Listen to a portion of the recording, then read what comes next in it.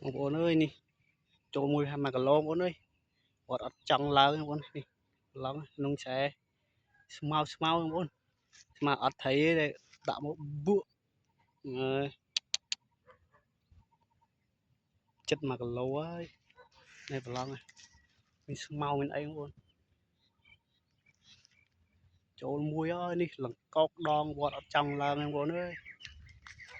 ហើយផ្លែបងប្អូននេះធ្លាយភ្នែកផ្លែអូយខំលាន់ឌឺឡងបងឡងស្មៅតិចកុំទៅឌឺអូយធំណាស់នេះ1គីឡូបងប្អូនអើយបើមិន1គីឡូដែរនេះ